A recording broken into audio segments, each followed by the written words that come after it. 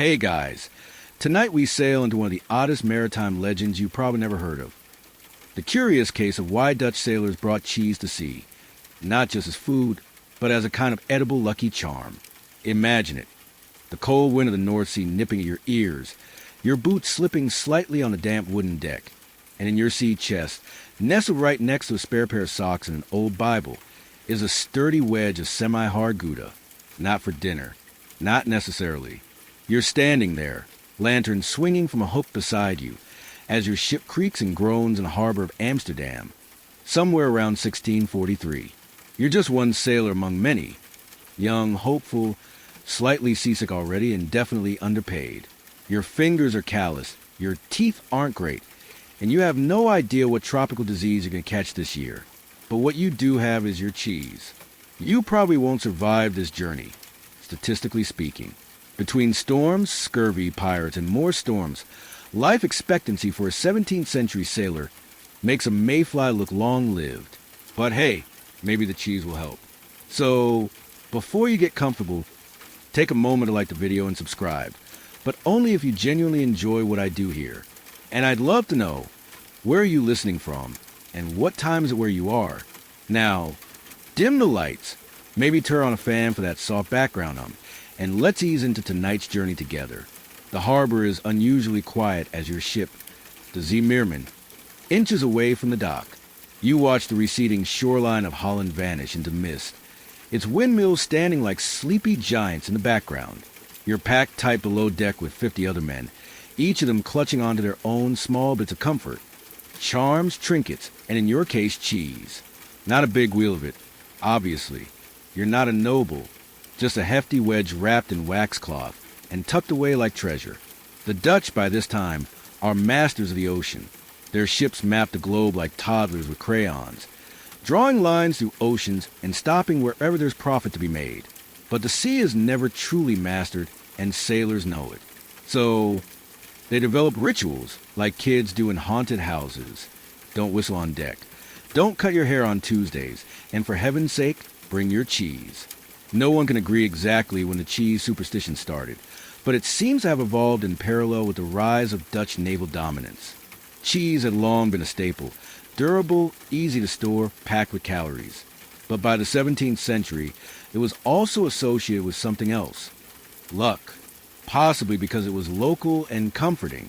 Possibly because it survived voyages better than most crew members. Or maybe it's because one sailor, one time, swore that when the mainmast cracked midstorm, he clutched his cheese and lived to tell the tale. That's the thing about sea legends. They don't need to be plausible. They just need to be repeated. As you move through your first days aboard, your relationship with the cheese becomes strangely personal. You don't eat it, not yet. You pat it sometimes like a dog. It's solid. It smells vaguely of home. You can't talk to it because people would think you're mad, but you do stare at it a lot. You think about your mother, who tucked it into your satchel with a wink, saying, "This will keep you safe, and if not, at least you'll die with flavor." Above deck, the officers bark orders, the sails snap in the wind, and the air stings with salt. You keep your balance with knees slightly bent, stomach mildly unsettled. But you're starting to feel it, that weird sense of ritual anchoring you to something. Some of the other men carry carved bits of wood, or folded scraps of parchment with faded prayers. One sailor wears a dried toad's foot on a string. Another has a locket filled with beard hair from his father. You didn't ask. And yet your cheese? It seems no weirder than any of that. When night falls, you lie on your narrow hammock, eyes flicking toward the ceiling. The ship moans with the waves. You breathe in, breathe out, and you try to ignore the steady drip of something unidentifiable landing near your feet. That's when you reach for it. Your cheese, still cool, still firm. You don't even unwrap it. Just press your fingers against the waxy surface and close your eyes. It's oddly grounding. In a world where storms can flatten fleets and illnesses spread faster than rumors, this one tangible object, a lump of fermented milk, is your touchstone. Historians still argue whether the cheese ever served a genuine ritual function, or if it was just a case of sailors assigning power to whatever gave them comfort. Some believe it tied into Dutch Calvinist notions of providence. God's invisible hand guiding even the smallest things, like a curiously unmelted hunk of dairy. Others suggest it's simply a matter of practicality becoming romanticized. Cheese lasted. Cheese didn't spoil. Cheese, therefore, must be blessed. You'd laugh, but you're not laughing now. Not after that wave nearly flipped the ship earlier today. Not after you overheard two men whispering about a cursed voyage from last season, where the only survivor claimed he'd survived by eating his lucky cheese in small pieces while singing to it. He was never riding ahead again, they say, but very polite. For now, you just breathe. The ship creaks. The cheese sits by your side. And somehow that's enough. You wake to the gentle rock of the ship, the kind that's just enough to unsettle your dreams, but not quite enough to make you lose your breakfast. Yet, above you, boots clomp and sails flap. Someone's already singing a hoarse shanty about a girl named Latte and a barrel of pickled eggs, and below deck, it smells like every man in Holland decided to bathe in herring and regret.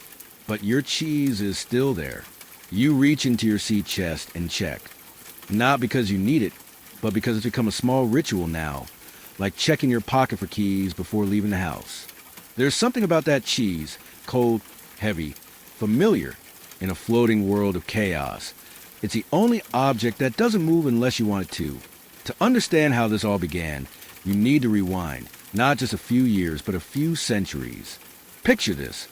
Vast flat landscapes, windmills slicing the sky like quiet giants, and cows. So many cows. This is the Netherlands, a land that quite literally reclaimed itself from the sea, then decided to populate its soggy soil with dairy beasts and miracle wheels of cheese. By the 1600s, Dutch cheese isn't just food, it's empire. You can find it in every market stall, on every merchant ship, and likely in the occasional cradle as a substitute pillow. Gouda, Edam, Leiden, these aren't just cheeses. They're cultural cornerstones. The Dutch Republic is booming, exporting spices from the east, timber from the north, and cheese from their own backyard. And they're good at it. Frighteningly good. Farmers perfect the art turning excess milk into tidy. Hard wheels designed to survive months of rough handling. Salted, pressed, coated in wax. Cheese is durable, portable, and let's be honest, weirdly attractive. You could almost call it the original Dutch USB drive. Full of useful material, passable across borders, and mildly disappointing if you're expecting anything fancy. But here's where things start to get truly Dutch. They don't just make cheese. They build their national identity around it. Imagine a countryside where even the town square smells faintly of curds, where weekly cheese markets involve elaborate weighing rituals, official cheese porters in white uniforms, and surprisingly heated arguments about moisture content. Children are taught to identify varieties by taste before they're taught to read. And marriage proposals occasionally involve cheese. Cheese becomes more than a food. It's a symbol of prosperity, of order, of things that last. So, it's no surprise that when young men like you sign up for the Dutch East India Company and prepare to spend a year or 5 bouncing between continents, they pack a slice of that symbol with them. You remember when you first saw the port in Amsterdam, the noise, the barrels, the strange spices wafting from the holds of arriving ships, sailors disembarking with more tattoos than teeth. And somewhere in the middle of all that, cheesemongers, selling wheels like amulets, not just to passengers, but to sailors like you. One vendor, a squat woman with hands like shovels, eyed you as you passed and said, "You'll want one that's lucky. Young Gouda cracks. Eat 'em holds." You weren't sure if she meant physically, emotionally, or spiritually, but you bought the eat 'em. Historians still debate whether these portside vendors intentionally stoked superstitions or simply leaned into sailor psychology. Some argue cheese was always practical, long-lasting and full of fat and salt. Others point out that records show sailors often refuse to eat it entirely, choosing to carry it untouched, sometimes for months, like a protective charm. Or maybe they just didn't trust their shipmates to replace it if it disappeared. And vanish it might. Cheese on a Dutch ship holds surprising value. In the East, it's exotic. In the West, it's home. And on board, it's a rare link to a world that isn't tossing you like laundry in a hurricane. You glance around the ship now. Others have their own rituals. One man sharpens his knife every morning whether he uses it or not. Another counts the knots in a rope, always the same one. But when storms hit or the food spoils, you can bet half the crew will glance toward their sea chests and quietly touch their cheese. You find yourself doing it now, without thinking, just brushing your fingers across the waxy rind, like it might whisper back some reassurance. You try not to make eye contact with the sailor across from you, who's gently humming to his own cheese, wedged like it's a lullaby. Out on deck, the sky is beginning to bruise, early clouds stretching like ink stains. The wind has teeth. You climb the ladder, squint into the distance, and catch sight of a gull that seems to be laughing at your existence. And yet, you stand a little straighter.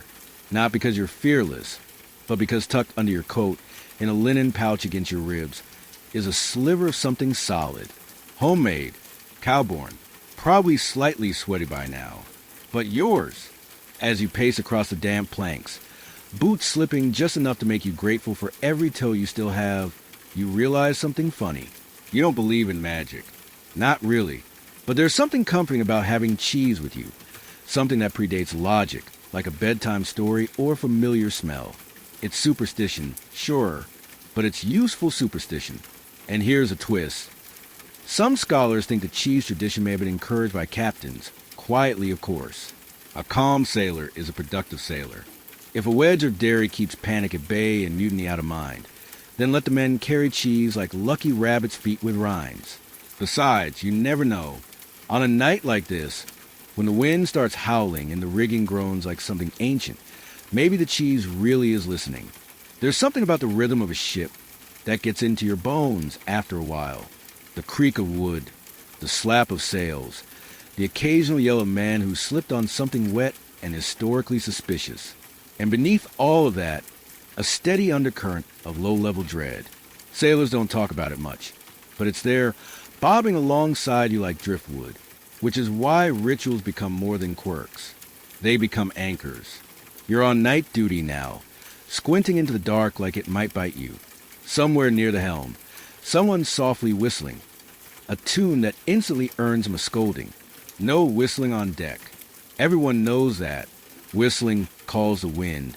And unless you want to be peeled off the rigging by sunrise, you keep your lips shut. It's not just the wind that sailors try to control with odd behavior. It's everything. Superstitions multiply at sea the way barnacles do on the hull. You've seen men avoid stepping over ropes for luck, tie knots in their hair to fend off storms, and whisper apologies to albatrosses. Once, a man slapped a barrel 3 times before opening it. When asked why, he simply said, "Because last time I didn't." So it's no surprise that your cheese has become part of the ship's odd ballet of omens and behaviors. One sailor swears that rubbing the rind before sleep helps ward off nightmares. Another believes if you slice it into 6 pieces, your dreams will predict the wind. You haven't gone quite that far yet, but the temptation is there. You remember a story told below deck the other night. Over a mug of something that claimed to be ale, an old sailor spoke of a voyage where the only man to survive a mutiny was the one who kept his cheese hidden in his boot. Kept it close, the old man said, eyes glinting. Cheese knows when to stay quiet. Historians still argue whether these beliefs were shared widely or only on certain routes. Some suggest cheese superstition flourished most in routes east of the Cape of Good Hope, where the journey grew longer, the threat stranger, and the food infinitely worse. Others believe it was always individual, like a diary you could eat. And it's not just Dutch ships, either. There are scattered reports, mostly in journals and logbooks, of Scandinavian crews, and even some Baltic traders adopting similar quirks. But the Dutch, they perfected it. They turned cheese into a ritual object, a sailor's rosary, if rosaries were made of salted dairy. You're chewing stale bread now, officially breakfast. The cook tried to call it hardtack, but let's be honest, it's more weapon than meal. You're tempted to reach for the cheese. But no, not yet. You unwrap it occasionally, let it breathe, then wrap it back up like a monk tending to a sacred relic. It's not just about eating. It's about control. The ocean is a monster you can't fight. But cheese? Cheese is something you can manage. Keep it dry. Keep it wrapped. Keep it close. It's also a social marker. You've noticed who has cheese and who doesn't. The younger sailors, the green ones, usually do. They haven't had it stolen yet. The older ones either laugh at the idea or hold on to their cheese like it's a fragile memory of something warmer. One man keeps his in a tobacco tin. Another carved a box for it, complete with tiny vents. You once joked aloud about naming yours. The silence that followed told you this wasn't a joke. Yours shall remain unnamed. Tonight, something strange happens. During routine cleaning, swabbing, they call it, as if that makes it less humiliating. You see a man drop his cheese into the bilge water. There's a collective gasp from the onlookers. It's as if someone just cursed the whole voyage. He dives for it, of course, comes up dripping, triumphant. Cheese clutched like a newborn. Someone starts humming a hymn. No one laughs. The sea is indifferent. It doesn't care about your hopes or your holy dairy. But humans will find patterns in the foam, reasons in the mist. You look at your cheese now with new appreciation. It has survived thus far. You both have. And, oddly enough, cheese is a perfect metaphor for you. A sailor on a slow voyage through unkind waters. Hardened, salted, shaped by pressure. Slightly cracked. Occasionally pungent. One night, you're woken by a cry. Someone's seen something in the water. A light, a shape, a mermaid. Someone swears. You rush up, groggy and cold. Whatever it was is gone. Probably just moonlight on the waves. Or maybe a trick of your half-starved brain.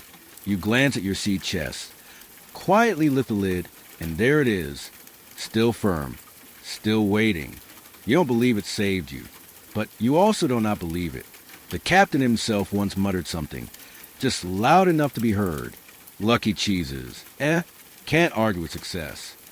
And then he looked very serious for a moment, which is not a good look on a man whose beard smells like vinegar. The next day, you notice something new. A cheese tucked on a shelf in the captain's quarters. Maybe it's always been there. Or maybe the old sea dogs converted. Sailors live on rhythm.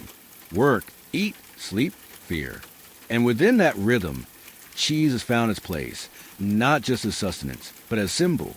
You cradle yours one night as the wind picks up again. The sky is heavy. The air tastes like metal. You're scared, but you're not alone. You got cheese. The storm doesn't wait for permission. It rolls in sometime around midnight. No announcement, no polite tap on the hull. Just a sudden, lunging gust of wind that jerks the sail sideways and makes the whole ship groan like a tired ox. You jolt awake before the first wave even hits. A sixth sense honed by weeks at sea. Or maybe it was a cheese that warned you. You grip your sea chest for balance, half tumble from the hammock as shouts erupt overhead. Boots thump, ropes whistle through pulleys, and someone yells something that sounds like a prayer, but is probably just aggressive Dutch. Your cheese is still there. First thing you check. Somehow, absurdly, your hand finds in the dark. You wrap it in a spare cloth and shove it into the inside pocket of your coat. Because this time, you might actually need it. The ship lurches. Water smashes over the deck. Buckets, barrels, and men go sliding. You haul yourself upward, half blind, your heart punching at your ribs. Above deck, it's chaos. Ropes whipping through the air, canvas snapping like a thunderclap, and rain so cold it feels like gravel against your face. This is when sailors really lean into their luck rituals. Someone's singing a tune meant to calm the wind. Another is reciting a psalm between heaves over the side. And there you are, one hand on the rail, the other pressed to your coat, where the lump of cheese sits like a talisman. Now here's where things get interesting. Because as silly as it sounds, cheese may actually have earned its reputation for surviving storms. Not because it could predict the weather or repel angry sea gods, but because it literally floated. Yes, floated. Hard Dutch cheeses like Edam and Gouda, coated in wax and aged perfection, are surprisingly buoyant. There are accounts, quiet ones buried in shipping records, of cheese being used as makeshift flotation devices in desperate moments. More than one shipwreck survivor claimed they clung to a bobbing wheel of cheese until help arrived. One story, almost certainly exaggerated, tells of a man who rode a cheese like a raft for nearly 2 miles. Historians still argue whether that one was literal, metaphorical, or a side effect of severe hypothermia. You feel that buoyancy now, in spirit if not in physics, as the ship buckles again. The mast creaks like it might split. Salt stings your eyes, and the whole world narrows to movement, breath, and grip. A crewman gets knocked off his feet, nearly overboard. You lunge, catch his coat, and together you slam into the rail. He's panting, face pale, eyes wide. And what does he say? My cheese? I left it below. You stare at him for a beat, soaked and stunned. Mine's here, you say, patting your chest like a knight declaring allegiance to dairy. He blinks, then actually smiles through the spray. Smart. Below, deck, things aren't much better. Water sloshes in the hold. And somewhere a barrel is broken loose and is ricocheting like a drunk elephant. Men grip their bunks, their belts, anything that might keep them from sailing across the floor. And through it all, no one's eating their cheese. Not now. Not yet. But many are holding it. You notice that later, when you return below, after the worst has passed. Faces pale, lips tight, eyes wide.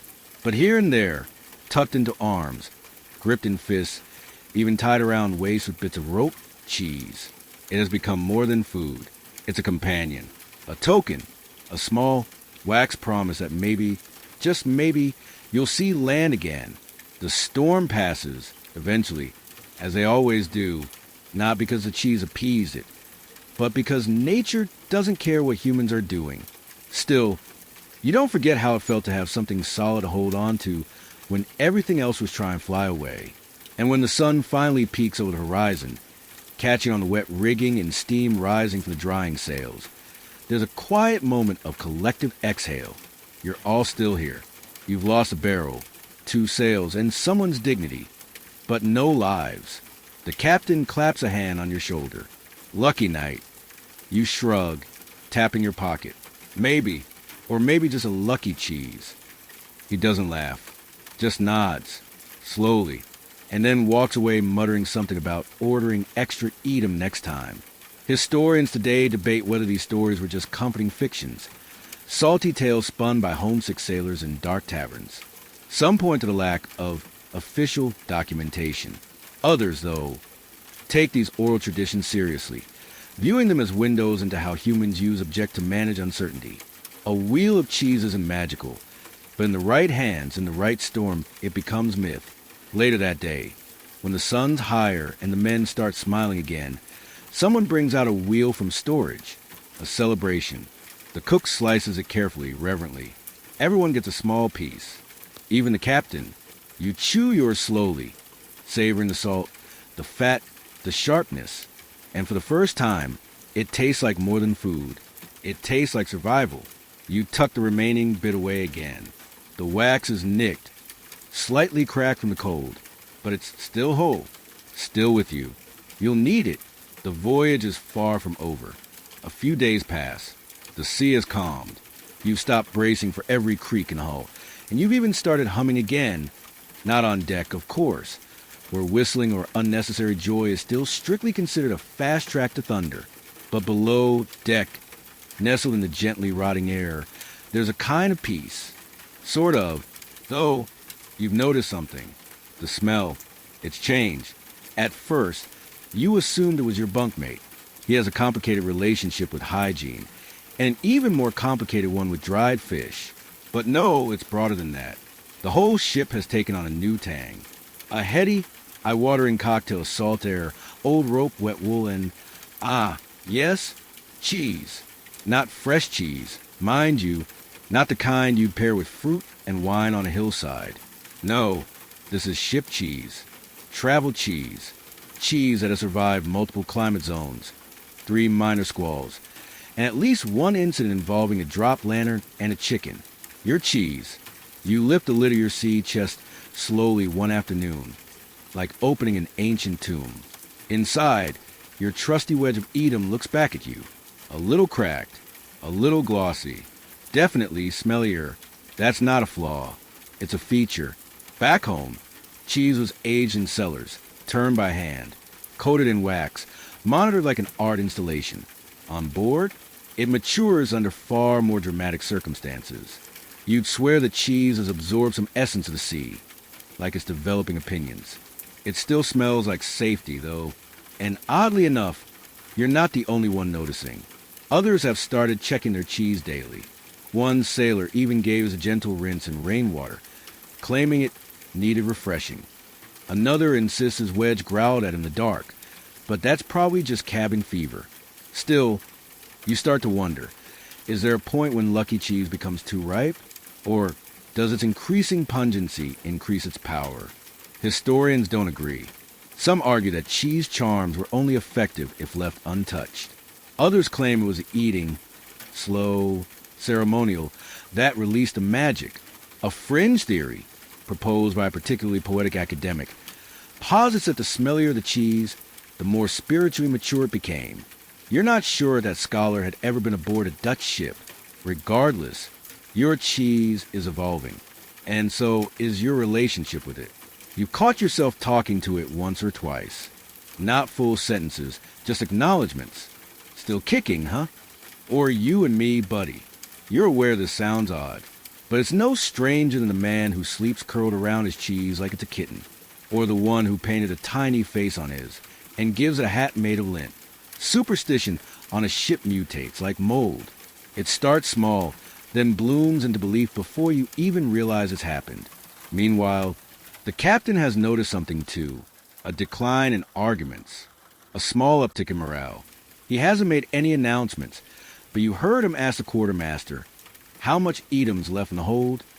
There's a pause, enough to get us to Batavia, if the men don't start worshiping it. That night, someone sneaks down to the cargo deck and leaves a sliver of cheese near the keel. An offering, maybe, or a joke. No one admits to it. But in the morning, the piece is gone.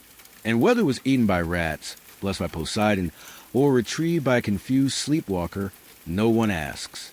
The mood has shifted again. Slightly, like a weather vane that's just barely begun to turn. You walk the length of the deck in the evening, hand behind your back, cheese tucked into your inner pocket like always. The sky is soft with clouds. The sea is murmuring nonsense, and a group of sailors are comparing the firmness of their respective wedges like it's a matter of state. Yours wins, obviously. Not that it's a competition. But still, you pass the galley and catch a whiff of something less cheese-like. A stew, maybe, possibly involving turnips. Possibly involving something not legally food. You gnaw it politely and walk on. As the stars begin to peek out, you find a quiet corner by the gunwale and just sit. The wood is rough against your back. The air is damp, full of salt and rust and stories. You take out your cheese and hold it in both hands. You think about the cows that made it. Lazy Dutch cows in misty meadows, mooing without ambition. You think about the farmer's hands, shaping the curd. The wax seal, the careful pack. Your mother's grin when she tucked it into your satchel and said, if nothing else, this'll outlast you. And now here you are, mid-ocean, mid-journey, mid-something. The cheese has softened just slightly at the edges. There's a small chip in the wax. You gently buff it with your sleeve. It smells like salt, like time, like memory pressed into a rind. You don't eat it, not yet, because you're not ready to let it go. By now, you've developed a habit. Every morning, before tie your boots, before swallowing whatever the galley dares to call coffee, you unwrap your cheese. Slowly, reverently, you inspect it. You weigh it in your palm. Sometimes you even sniff it, just to see what phase of olfactory assault it's in today. Then, you wrap it up again and slide it back into its pouch. And you're not alone. The ritual is caught on. It's no longer a private quirk, but a communal rhythm. Sailors nod to each other as they tend their cheeses, like monks exchanging silent prayers at dawn. There's even one man who, with theatrical flair, bows to his wedge each night before bed. Whether in irony or true devotion, it's impossible to say. So when someone finally takes a bite on purpose, it sends a ripple through the crew. It happens during a rare moment of sun, with hammocks strung like sleepy spiderwebs between the masts. Men are lounging, playing dice, whittling shapes into bits of scrap wood. And there on the deck, you spot Willem, big, soft-spoken, beard like a thundercloud, slowly slicing his cheese. No one says anything at first, just watches. One man stops mid-snore. Another lets his pipe go out. Willem looks up, shrugs, and mutters, "Felt right." And then he eats it. There's silence. The kind of silence usually reserved for weddings or minor shipwrecks. Someone coughs. Another mutters, bold. Then, as if to reassure himself, he pats the cloth bundle hanging from his belt. You, of course, clutch your cheese tighter. You're not ready for that kind of decision. Eating the lucky cheese feels like using your emergency candle in the first 5 minutes of a blackout, or like spending your last coin on something that isn't guaranteed to work. But Willem just leans back, hand behind his head, and lets the sun soak into his face. If he's offended the cheese gods, they're not acting on it yet. Later that day, you find yourself staring at your wedge again. It's still firm, still intact, still lucky. The thing is, you've started to wonder. Maybe it's not just superstition. Maybe the belief itself is what gives it power, like those Roman household gods. Tiny statues that didn't do anything but kept people grounded. What if the cheese is the same? A portable shrine, not to a deity, but to home, to routine, to a time before the waves. Historians still can't pin this down. Some argue that sailors began treating food with reverence out of desperation, especially during the longest hauls where provisions rotted faster than morale. Others think it was rooted in old folk beliefs, objects gaining spirit through touch and time. And a few even claim this particular cheese cult might have started with a single voyage, a single survivor, a single wheel that washed ashore with a story too weird to ignore. The more you think about it, the more plausible it seems. Your own cheese? It's changed since you boarded, not just in smell or texture, but in presence. It feels heavier now, not literally, but metaphorically. You've carried it through storms, through dry spells, through the time Jan tried to cook oatmeal using rum. He's not allowed near the galley anymore, and you found yourself attributing outcomes to it. You passed the last inspection without your hammock collapsing. Thank the cheese.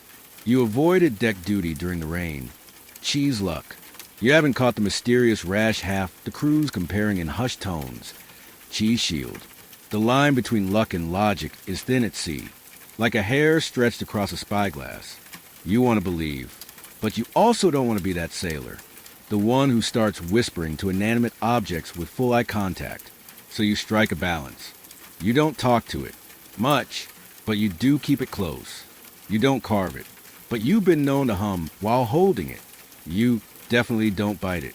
Yet, because here's the thing, you're starting to think of it as more than cheese. It's your constant, your talisman, your edible little lighthouse in an ocean of chaos. And today, as the sun sets in a streak of burnt gold and the water finally stops looking like it wants to kill you, you sit at the bow and take it out again. You turn it over in your hands. The wax is cracking in a few places now. The rind's a bit gummy. There's a single scratch that looks suspiciously like a map of the Canary Islands. You laugh, quietly. You're tired, salty, and probably due for a full week of sleep. But you're also still here, and so is your cheese. Before you set foot onto Zeemeermin, cheese was just cheese. A food, a smell, a thing your aunt insisted on aging properly by hiding it in linen drawers. But here at sea, it's become something else. A habit, a shield, a passenger. And now, as you drift back to a memory from your final day on land, something clicks. It was a cheesemonger. The one with the apron stained like a battlefield, and a laugh that sounded like two barrels knocking together. You barely made eye contact when she said, "You'll need one that listens. The quiet cheeses are better luck." At the time, you'd assumed it was a sales tactic. But now you're not so sure. You remember standing awkwardly in her cramped stall, surrounded by wheels of waxy red, yellow, and brown, each labeled in chalk, each with an odd little charm hanging beside it. Ribbons, coins, even feathers. You asked for something travel size. She asked where you were headed. You told her. She whistled low and turned around without another word, rummaging behind a crate stacked with something suspiciously oily. When she came back, she held up a modest wedge of Edam. Not remarkable, not beautiful, but solid. Smelled like salt and smoke and a faint touch of something sweet. She didn't weigh it, didn't name a price, just pressed it into your hand and muttered, "Mind how you carry it." You paid, mostly out of reflex, and turned to go, but just before you left, she added, almost offhand, "It already knows the way." Now, as you sit on the swaying deck with the stars melting overhead, that phrase lingers. It already knows the way. You chuckle. It's nonsense. Old market theater. But still, you haven't gotten lost yet. You haven't died. You haven't fallen overboard, gotten cursed by a parrot, or been turned into a nautical ghost story.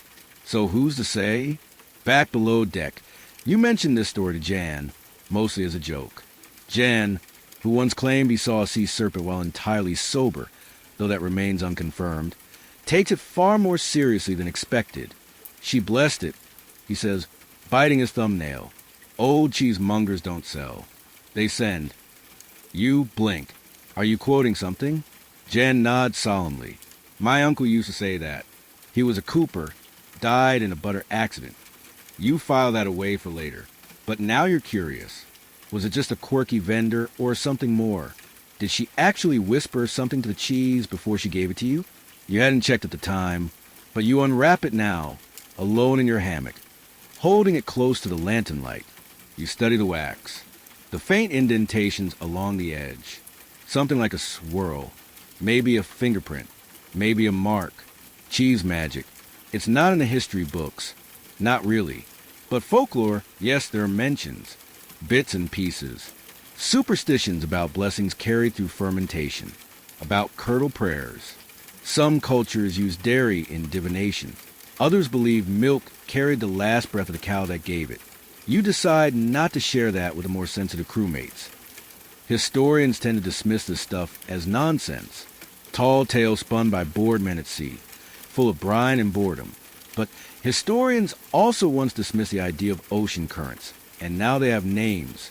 So maybe the cheesemonger was part of a tradition, a line of women who bless wedges before handing them to the next poor soul bound for unpredictable waters. Maybe she wasn't just selling dairy. Maybe she was handing out small, edible spells. The cheese doesn't glow. It doesn't hum. It doesn't tell you which rope to pull or which wave to dodge. But you swear, on quiet nights like this, it feels warmer in your hands than it should. Later, when you share the story with a few others, it starts something. One sailor admits his wedge was a gift from his grandmother, who made him kiss it before packing. Another says it was left for him anonymously on his bunk. He woke up, and there it was, with a sprig of dried thyme tied to it. He's convinced it's from his secret admirer, or possibly a ghost. Either way, he hasn't touched it, and so it builds the belief that the cheese means something, that it carries not just luck, but intention, that maybe, just maybe, these chunks of fermented hope are watching over you. You're not quite ready to say you believe, but you're also not laughing anymore. That night, as the ship slides through a calm stretch of sea and the sky above is soft with stars, you hold the cheese close and whisper just once. Keep going. It doesn't answer, but it also doesn't crack. The calm never lasts. That's the rule at sea. Just when your hammock starts to feel almost bed-like and your boots finally dry out, something goes wrong. This time, it's not a storm. It's not spoil rations. It's not even the usual bout of mysterious stomach ailments. It's tension. Something's off in the air, and everyone can feel it. A few men whisper too quietly. Others avoid eye contact. The jokes have dried up. And worse. People are guarding their sea chests like they're full of gold. One night, you wake to the sounds of boots scuffling, a muffled grunt, then silence. You listen. Nothing more. Maybe someone just rolled out of a hammock. Maybe not.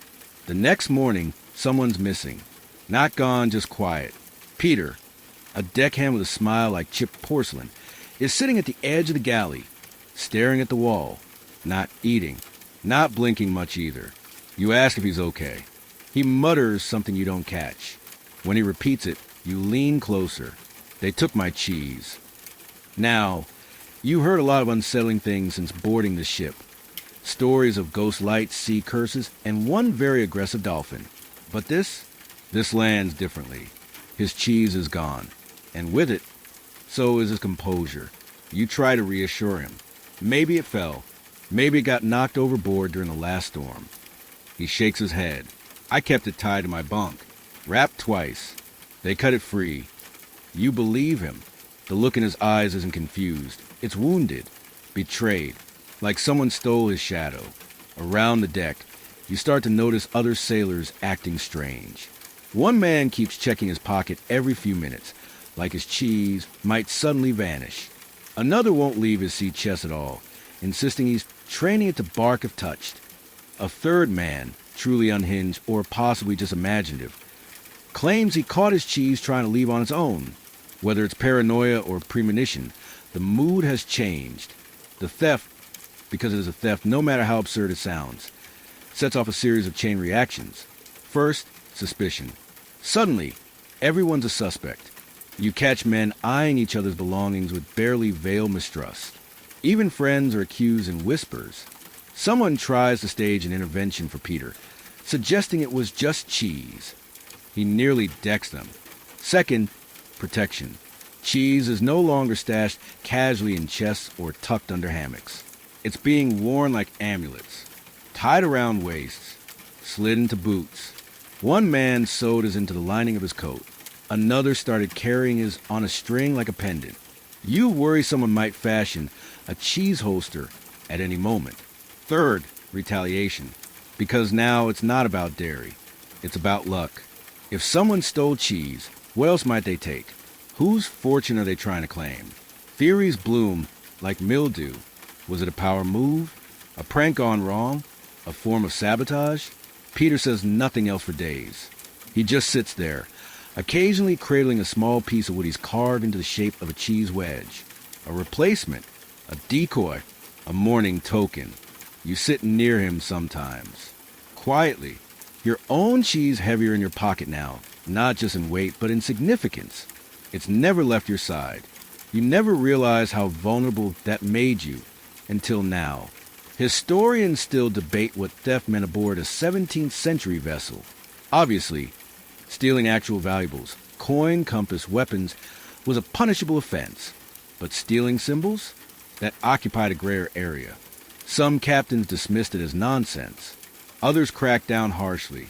There's even one recorded case of a man being flogged for stealing a carved potato idol from a crewmate's bunk. And yes, cheese incidents are mentioned. In letters, mostly. Diaries. The stories never made the official records, but they're there, nestled in the margins like mildew. Some scholars argue this reflects how fragile morale was. At sea, where death lurks behind every wave, even a chunk of hardened milk can become sacred. To steal it is to steal a man's grip on meaning, or hope, or at the very least his connection to home. On your ship, the captain says nothing. Maybe he's waiting. Maybe he knows speaking will only spark more chaos. So the silence stretches. You find yourself checking your cheese 3 times a day now. Not just for theft, for changes, for signs. It's still there, still whole. But now it feels like the stakes are higher. Like each crack in the wax might mean something. You've also started dreaming about it. Not nightmares. Just strange, vivid dreams. In one, it's glowing softly like a lantern. In another, it's floating beside you in a lifeboat, giving you directions. You haven't told anyone. One evening, Jan sidles up to you, whispering, "They say if a cheese is stolen, its power transfers." You raise an eyebrow. Like inheritance? Like possession, he says. The thief takes a luck, but the cheese resists, so it brings misfortune instead. You don't know whether to laugh or nod. Has anyone gotten sick? You ask. Jan shrugs. The cook's got a rash, but he always has a rash. You look around. A low mist is creeping across the water. Somewhere, ropes are creaking like slow breath. Below deck, a rat squeaks and is immediately shushed. You glance at your chest, at the pouch inside your coat, and you wonder, if someone did try to take your cheese, would you know? Would it fight back? The fog rolls in thick, wrapping the ship like a damp woolen blanket, and with it comes a strange quiet, one that muffles more than sound. It settles over your thoughts, too, like everything's moving underwater, Even the creak of the mast sounds distant, ghostly. You keep catching yourself turning your head, as if someone's behind you, but there's never anyone there. Except your cheese, of course. Always there, always watching. You haven't seen the sun in 2 days. The horizon's vanished. Navigation relies on feel, instinct, and the captain's increasingly erratic relationship with his compass. The men are restless. Jan's taken to whispering to his knife. The cook's now adding pickled cabbage to everything, insisting it keeps evil spirits away. And someone no one's admitting who has carved a tiny shrine into the side of the mizzenmast. At its center, a wedge of cheese, slightly nibbled but still dignified. You stare at it longer than you'd like to admit. Then the shouting starts. It comes from the forward deck, sharp, panicked. The kind of sound that makes your whole body brace before your brain knows why. You rush to the source, boots thudding on wet planks, breath steaming in the mist. And there, just off the bow, is another ship, or what's left of one. It's drifting slowly. No sails, no flag, no movement. Ghost ships are part of every sailor's nightmare catalog. Most are nonsense. Reflections, mirage, ships long sunk, misremembered as real. But this one is right there. The hull is warped like it's been cooked and frozen in cycles. One of the masts is snapped clean through. No birds, no bodies, no sign of life, except on the deck, near the helm, sits a round, yellowish object. It catches the light through the fog like a low-burning ember. Someone gasps. It's a cheese. And it is perfectly round, waxed, glowing, not literally, but in the way a thing stands out when it shouldn't. It's not spoiled, not cracked, not even dusty. Just sitting there as if waiting. You all stare. Someone mutters a prayer. Someone else mutters something significantly less polite. Should we board? Jan asks, half whispering. The captain is silent. His jaw ticks once, and he says flatly, "No." Smart man. Because here's the thing, no one wants that cheese. Not really. But everyone feels drawn to it, like it's dared you to come closer, like it knows your name. You remember a story from an older sailor, a tale of a floating market in the East Indies, where the Dutch bartered spices for goods, but the locals refused cheese, not because it tasted bad, but because it was too still. Said it carried the weight of ancestors who never died properly. Historians have debated such accounts, dismissing them as cultural mistranslations or sailor embellishment. But standing here now, watching that silent ship drift beside yours, it's harder to roll your eyes. Eventually, the fog swallows the derelict vessel. No one follows it. No one speaks. You all go back to work, but with hands that tremble just slightly and eyes that dart more often toward pockets, pouches, and satchels. That night, the dreams return.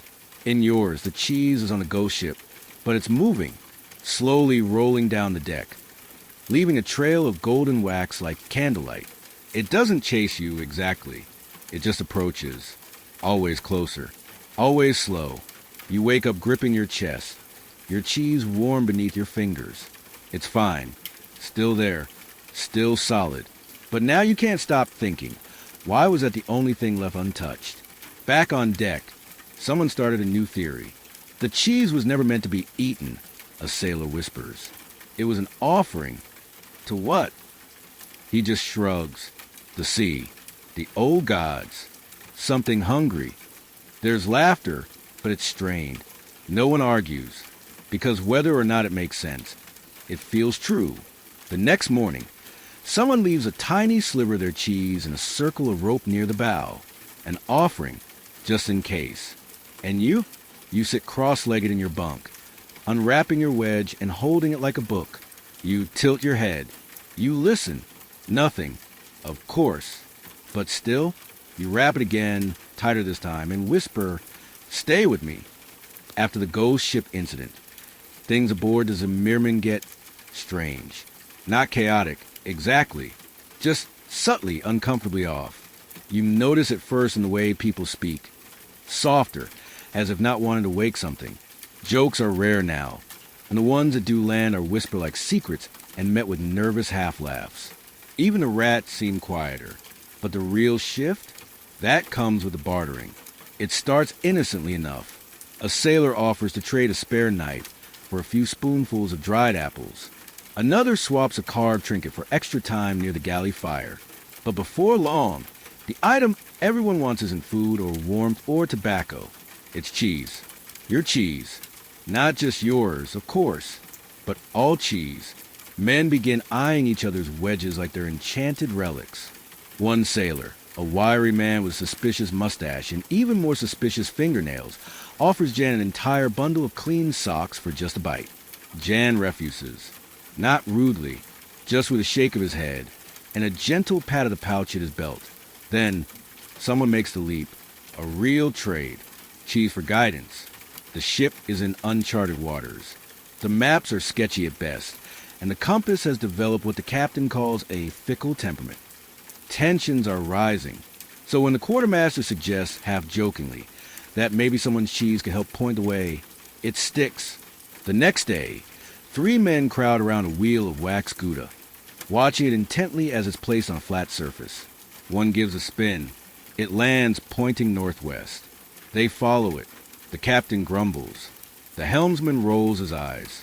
But no one stops them, and oddly enough, the course seems smoother, the water calmer. So they do it again.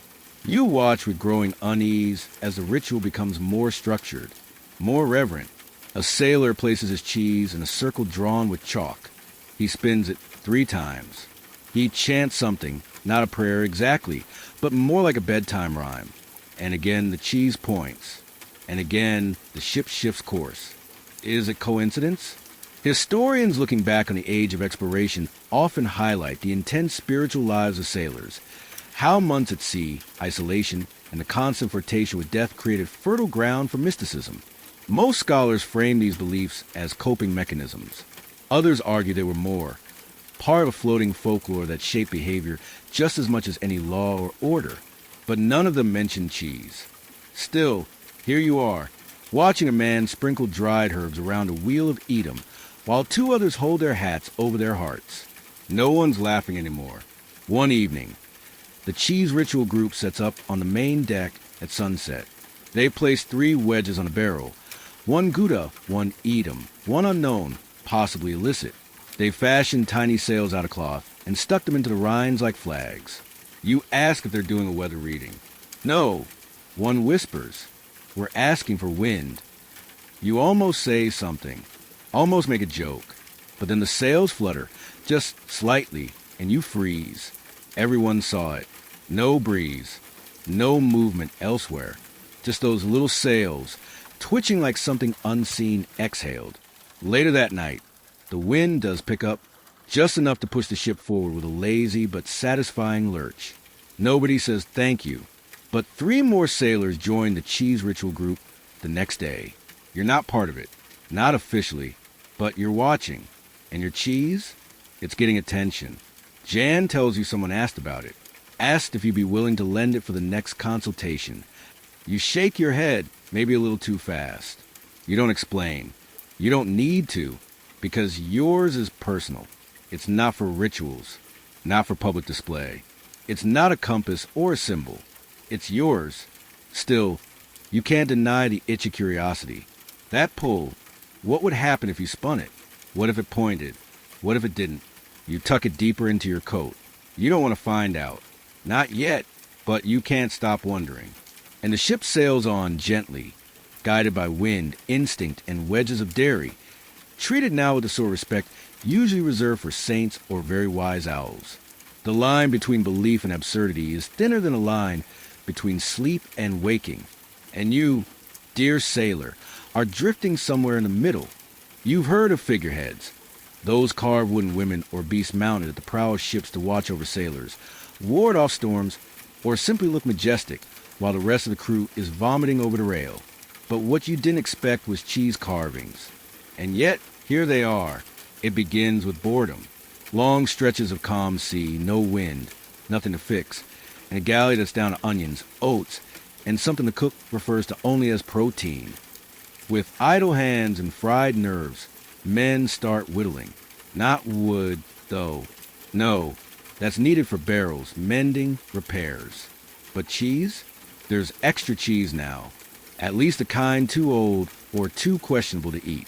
It begins with single sailor carving a smiling face into a cracked wedge of Leiden and setting it on the shelf above his hammock. He calls it Captain Crumb. The next day, another carves a crescent moon into his Gouda rind and starts rubbing it before sleep. Then someone else carves a full scene, a ship riding a wave, into a wedge of Edam, complete with tiny sails made from string. Soon the practice spreads. Cheese isn't just food or luck anymore. It's canvas. Tiny totems appear in corners. Some are whimsical. Cats, windmills, even a surprisingly accurate rendering of the captain's nose. Others are darker. A hunched figure with wide eyes. A hollow boat with no oars. A face pressed against what looks like glass. They start calling it Kasbildkunst, cheese image art. One man creates an entire chest, set using black and wax and aged Gouda. The knight is a goat with a heroic beard. The king is unmistakably shaped like the captain, complete with a very round torso and an extremely judgmental expression. You try your hand at it too. Nothing elaborate, just a simple carving of a tulip, slightly wilted. But there's something soothing about pressing a small blade into the surface. The give, the texture, the way the curls fall like soft yellow shavings. You tuck it beside your hammock and feel oddly watched, but not in a bad way. Historians rarely note this sort of thing. Cheese carvings don't tend to survive the centuries, but they do appear in obscure journals. One French traveler in the 1680s described seeing charm figures aboard a Dutch vessel. Little icons carved into wax rinds and kept in secret boxes. He called it monastic, but edible. Scholars mostly assumed he'd been into the ship's rum.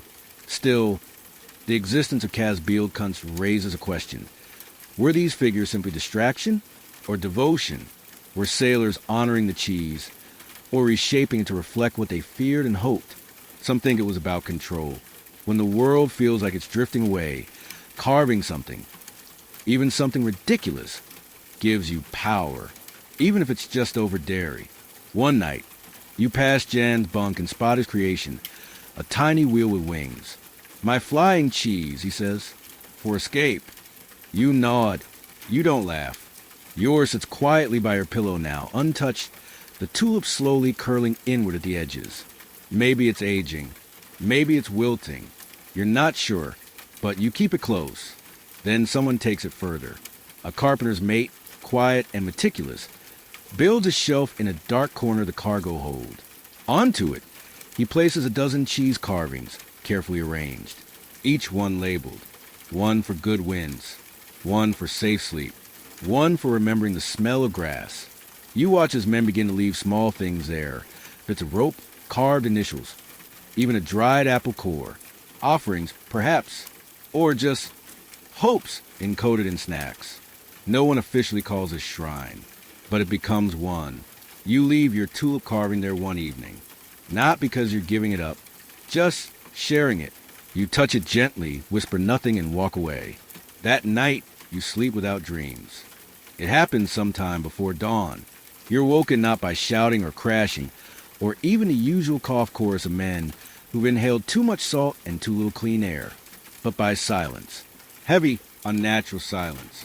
The kind that sinks into your ears and makes your skin feel like parchment stretched too tight. Then a sound, low, disbelieving, one word, repeated like a dirge down the length of the lower deck. They took it. You don't need to ask what. You already know. The captain's cheese is gone. It had been installed. No, enthroned. In his quarters just a week ago. A particularly regal wedge, slightly cracked at the base, balanced on a polished block of driftwood. No one knew if he carved it himself or had someone do it for him. He never spoke of it, but everyone knew it was important, and now it's vanished. The tension that follows is thick enough to stir with a spoon. Someone's stolen the captain's cheese. Not just a prank or a craving. This is sacrilege. This is mutiny by dairy. No one says it aloud. Not yet, but the implications hang in the air like a smell. Foul and getting worse. The captain calls an all-hands meeting before breakfast. His eyes are bloodshot. His coat is rumpled. His tone is calm, but in the way a pot just before it boils is calm. No one leaves the deck, he says. No one returns below until it is found. No threats, no shouting, just those quiet, flat words that make your stomach tie itself into a reef knot. The crew begins a search. Every bunk, every chest, every shadow is inspected. Even the cheese shrine in the cargo hold is turned over. Jan finds a small sculpture overturned, his flying cheese broken at the wing. He says nothing, but you see it shake him. Your own wedge is still with you.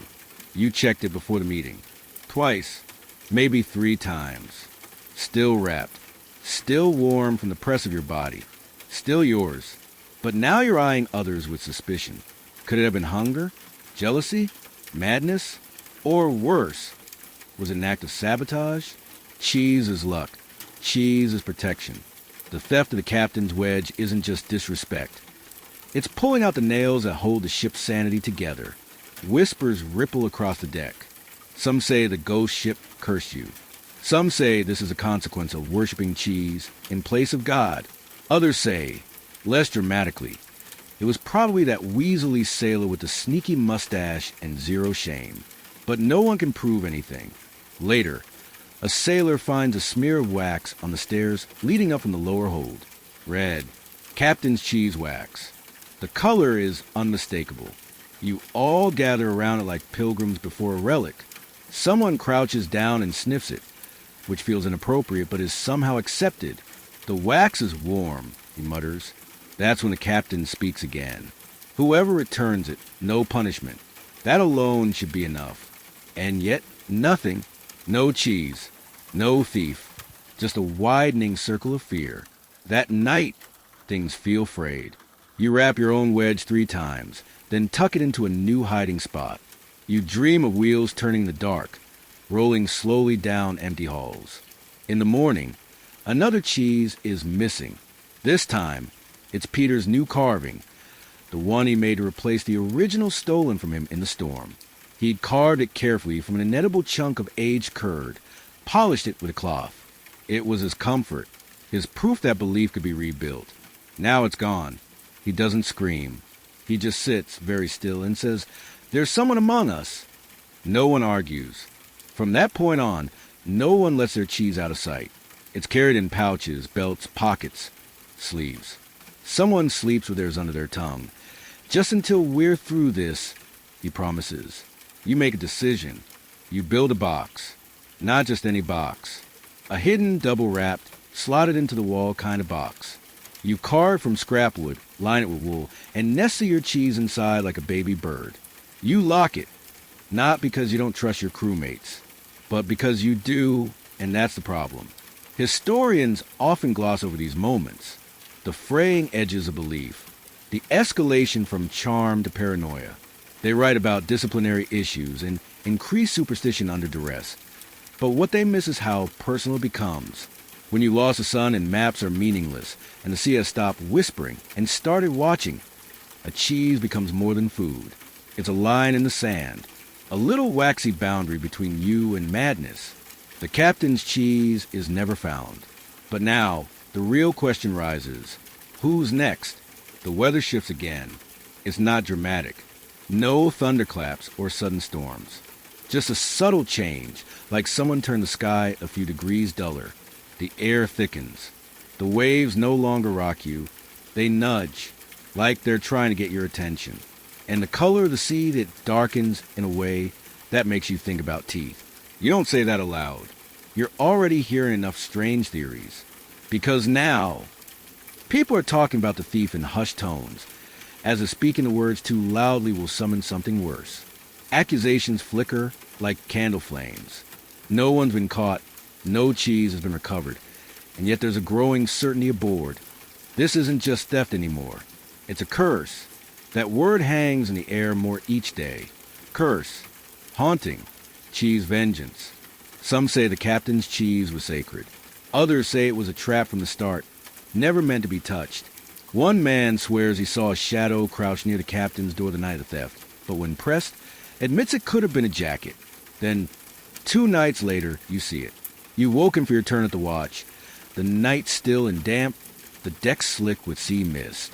You're padding quietly toward the rail when your eyes catch movement across the water. A shape, not a ship, floating. It glides silently alongside the Zeemeermin, just a few yards off the starboard side. A collection of wood, rotted and soft, lashed together like drift. But on its center, a single wheel of cheese. You freeze. The wheel is impossibly clean. Intact, waxed, perfect. It's lit by nothing, and yet gleams like it's been dusted with moonlight. No figure, no sail, just the cheese, and an eerie conviction that it's looking at you. You don't call out. Don't move. You just stare, heart thumping like a hammer in a biscuit tin. Then a wave lifts, gentle and mean, and the floating platform disappears from view. When you run to the edge, it's gone. You don't tell the others immediately. Not because you doubt it, but because you know what it'll do. They're already on edge. Half the crew is sleeping with one eye open and the other on their cheese. But it's too late. By morning, the news has spread. Ghost cheese, someone mutters. The lost ones. The forgotten wheels. And from that point forward, the whispers intensify. Cheese isn't just cheese now. It's a sign, a message, a presence. No one really understands what they're saying. Not even the ones saying it. But they believe it. One sailor finds a wedge half melted into the side of his chest. No explanation. Just there, warm and greasy, smelling of smoke and cloves. He takes it as a warning. Another finds a tiny rind carving under his pillow. Shaped like an eye. He hasn't spoken since. Someone starts marking doors with slivers of cheese, like protective sigils. You pass one marked with cross, another with a spiral, another simply with the letter O. A quiet hysteria is building, and no one's steering anymore. Not the ship, not the story, not the minds of the men. That night, in desperation, the captain tries something drastic. He orders a full ritual, a cleansing. Everyone's told to bring their cheese to the main deck. No exceptions. The men grumble, resist, protest. Some cry. One man refuses and locks himself in the head with his cheese pressed to his chest, whispering that it's the only thing keeping his lungs from turning inside out. Eventually, under the threat of rations being halved, they comply. Wedges, wheels, slivers, carvings. They're all lined up along the deck in a solemn row. The captain walks among them like a priest, saying nothing, just examining. He stops at yours, eyes narrowing. "You're keeping this one?" he asks. You nod. He stares at you, then gives a slow, almost imperceptible nod back. "Keep it close." Then he lifts one of the other wedges, someone's half-eaten, crumb-dusted lump of Gouda, and hurls it into the sea. One by one, more follow, the sacrificial cheeses. A soft wail rises from the crew as beloved wedges disappear into black water. Some whisper goodbyes. Others turn their backs. You hold yours tighter, refusing to let it go. When it's over, the captain says, "That's enough." No one cheers, but something settles, or seems to. That night, the wind returns, slow, steady, dependable. The sea hums instead of growling. And in the morning, someone finds a fresh cheese, resting quietly at the ship's prow. No one touches it. No one dares. The morning fog burns away faster than expected. Not gradually, not politely, just gone, like someone blew out a candle. For the first time in weeks, the sky is sharp and blue, and the sea looks almost harmless. Almost. You can see land. It's just a smudge on the horizon for now, but it's there. Dark, steady, solid. The crew barely breathes as they watch it grow. After everything, storms, thefts, floating ghost cheese, and a kind of quiet madness, they're finally approaching landfall. The mood aboard shifts so fast it's dizzying. Jokes return. Teeth are brushed. One man starts singing a sea shanty, off-key but blessedly human. Even the captain seems lighter, standing tall at the wheel with that rarest of things, hope. But you're thinking about your cheese. You take it out slowly, like you're holding something fragile and sacred. The wax is cracked in places now, flaking at the edges. Its one sturdy bulk has shrunk just slightly, as if it, too, has endured this journey with you. You haven't eaten a single bite. Not one. You unwrap it fully, letting the air hit it for the first time in days. It smells stronger than ever, like salt, old smoke, and a hint of something you can only describe as haunted butter.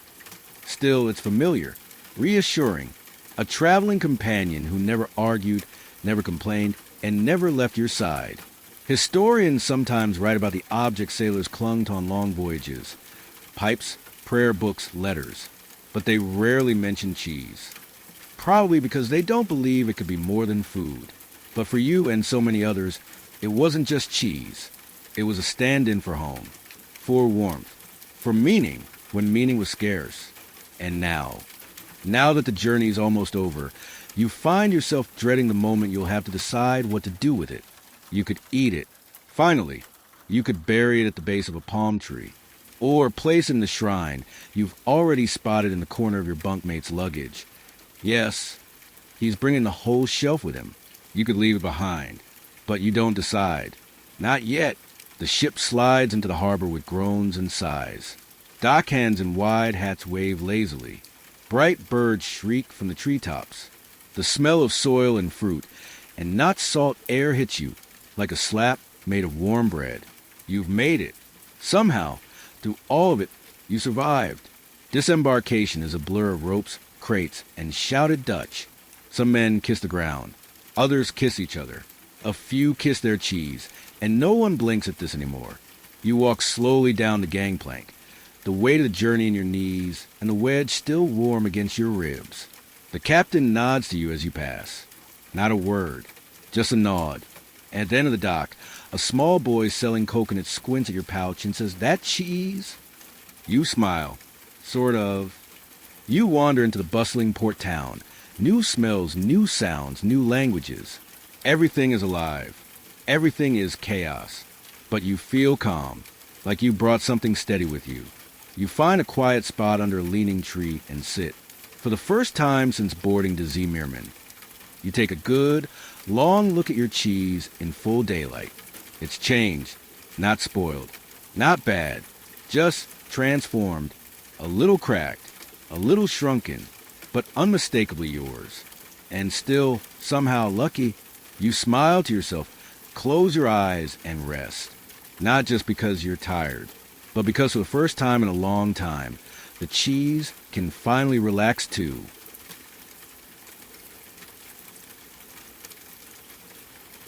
You stay in the port town longer than expected. At first, it's just a sleep, rail sleep, the kind that doesn't involve creaking wood or dreams of floating cheese wheels watching you from the shadows. But the days stretch on. The food is warm. The air is heavy with spice and sweetness. And the sea, for once, is somewhere behind you instead of underneath. Your crewmates scatter. Some find new ships. Others disappear into taverns or merchant stalls, or, like Jan, vanish for 3 days and return with a tattoo of a cheese wedge on his forearm and absolutely no explanation. You keep your wedge close. You don't need it in the same way anymore, but it feels strange to be without it. You've taken to unwrapping it every morning and letting it sit for a few minutes in the open air, like an old friend who enjoys sunbathing. You're not even sure if it's edible now. It's grown harder, more fragrant.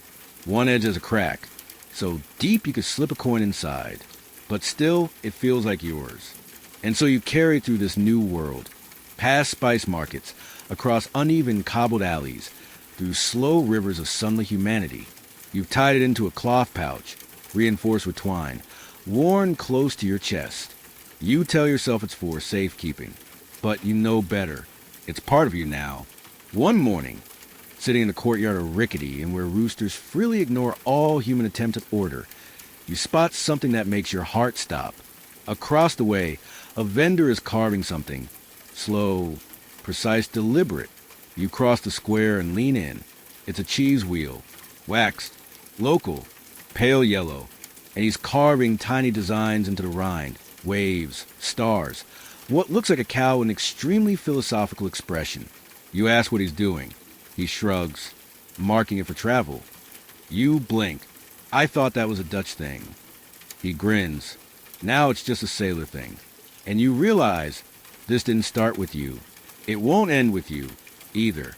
Some traditions sprout from logic, others from need. But the strangest ones, those soft, sticky, comforting rituals, grow from memory. And cheese, as it turns out, is excellent at holding memory. Historians still argue whether the sailors' custom was real or apocryphal. Some say the stories about lucky cheese were exaggerated by merchants trying to inflate demand. Others claim the practice arose spontaneously on long voyages, a kind of edible superstition born from hunger and salt and grief. But the truth is somewhere in your pouch. On your last day in port, you walk to the edge of the sea. It's early, mist clings to the water, and the waves whisper secrets to themselves.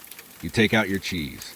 It's time, not to throw it, not to bury it, just to let it go in your own way.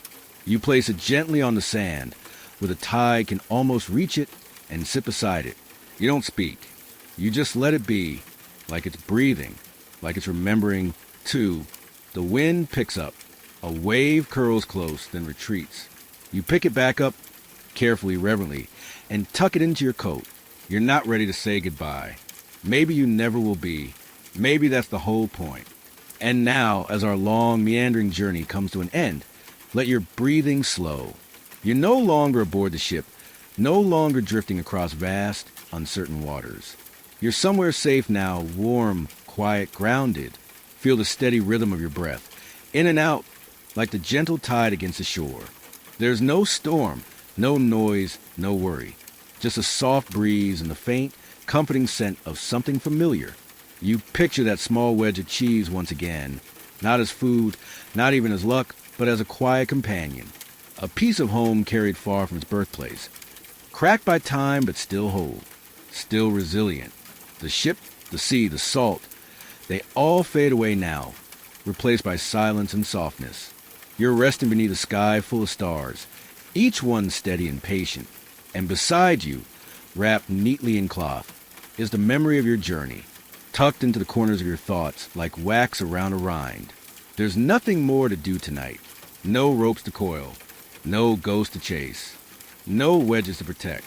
You've reached land. And even if the wind calls again, even if the tide shifts for now, you're safe. So breathe in and let it go. Sleep well, sailor,